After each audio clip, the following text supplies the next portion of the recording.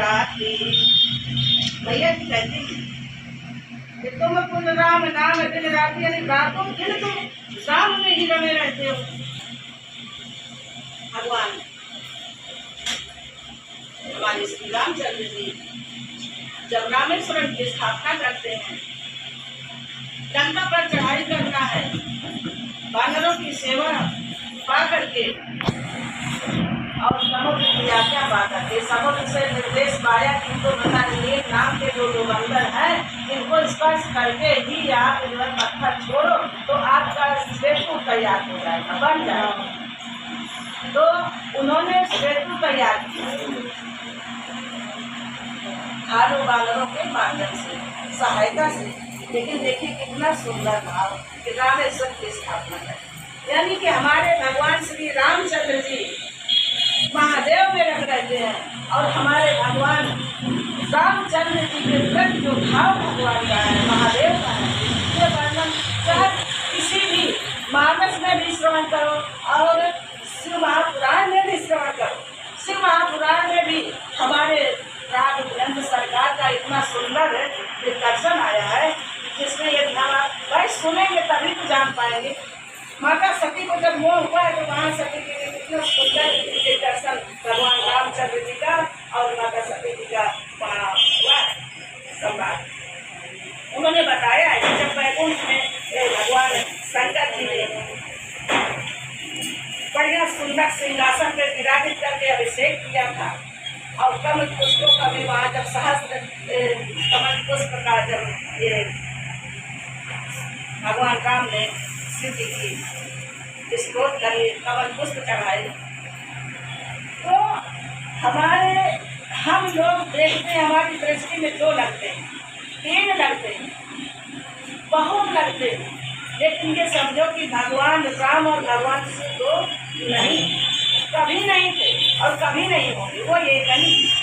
जब जब देखिए भक्तों पर कष्ट आता है, धरती पर पाप बढ़ जाता है, तब कभी हमारे मैया पार्वती अनेकों रूप धारण करके इसे आपदाइयों का संहार करते हैं। कभी दुर्गा का रूप लेती है, कभी काली का रूप लेती है, चंडी का रूप धारण करती है। किसके लिए? हमारे लिए, मनुष्य मात्र के लिए भरपूर छोटो शिव मात्र नहीं कैसी परमात्मा है, लेकिन मनुष्य मात्र का सब मन दिए, सब मन उपजाए, सबसे अधिक मनुष्य कोई खाए। पहले से कोई लीला समझ नहीं पाता महादेव की।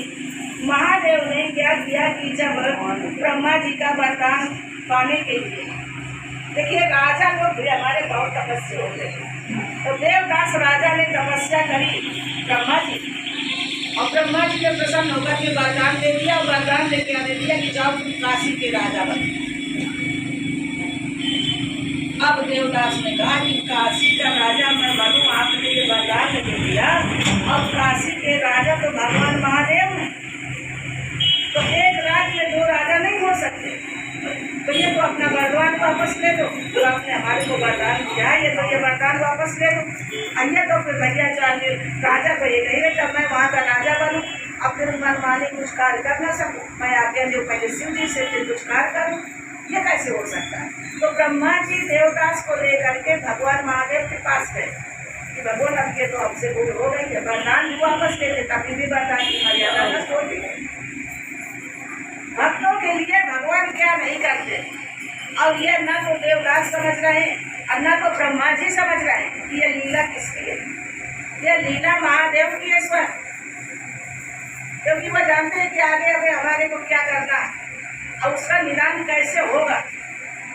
तो उन्होंने कहा कि भाई बात तो देवदास की सही है। जब देवदास ने कहा कि भगवान हे शिव जी, हे महादेव, हे आशुतोष, आप ही बताओ कि ब्रह्मा जी ने हमारे को वरदान दिया है कि काशी के राजा बनो, लेकिन क्या ये न्याय उचित है कि हम दो राजा यहाँ के हैं? आप राजा यहाँ के हो, आपके रहते हुए मैं निश्चित होकर यहाँ का राजा कैसे हो सकता? शिव जी ने कहा कि नहीं, बिल्कुल तब है, जब तक मैं यहाँ का राजा हूँ तुम राजा यहाँ के नहीं हो सकते हो।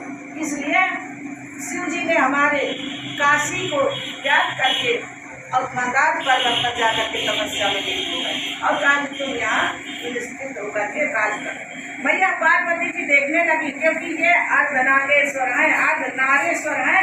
आधा अंग इनका शिव जी और पार्वती जी का आगे आगे में कोई एक स्वरूप हुई है।